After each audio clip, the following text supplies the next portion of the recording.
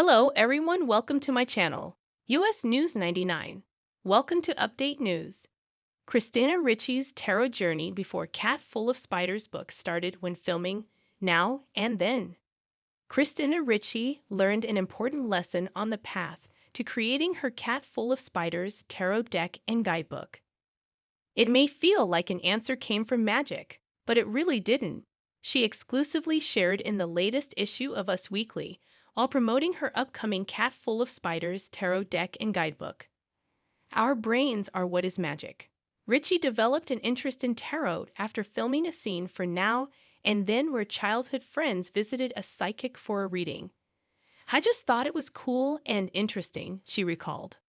I personally love looking at things people view as mystical or magical and finding how it works in a more grounded way. Call Full of Spiders offers fans a surrealist dive into Ricci's cinematic subconscious with a set of 78 tarot cards. Ricci hopes those interested in tarot and newcomers curious about the process remember that they are in charge of their fate.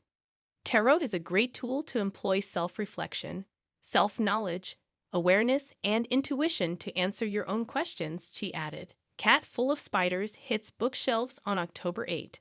For more from us, exclusive interview with Christina Ricci. Keep scrolling down and pick up the new issue of Us Weekly on stands now. What is it that you love about tarot? It's a great tool to employ self-reflection, self-knowledge, awareness, and intuition to answer your own questions. You pose a question and then draw the cards, and they bring up themes and ideas.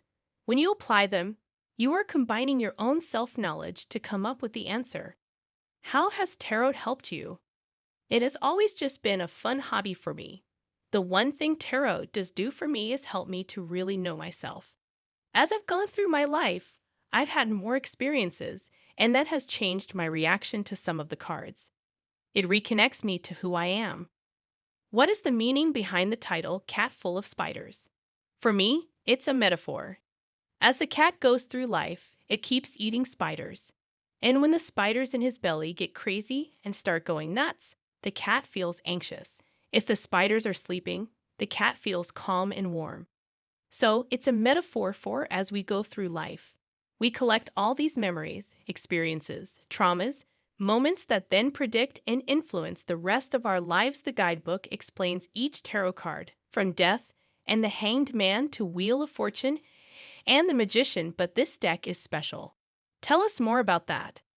The idea was taking this deck and using me as the inspiration. There are complete stories for the characters involved. There are worlds and just really gorgeous, gorgeous illustrations. And so, for me, it was important to have there be a lot more depth and dimension to this piece of art I'm putting out there in the world.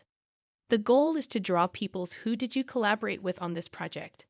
My husband, Mark Hampton, credited as the creative director. And I had this concept, like 3.5 years ago. We started working on it before we had a publisher. Then we found Felipe Flores, an artist whose work we felt best exemplified this idea.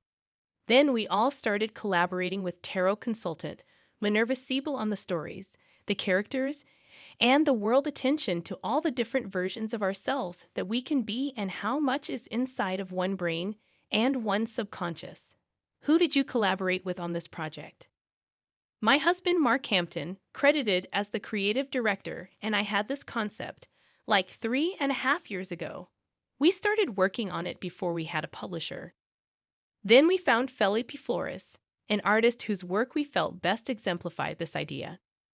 Then we all started collaborating with tarot consultant Minerva Siegel on the stories, the characters, and the world.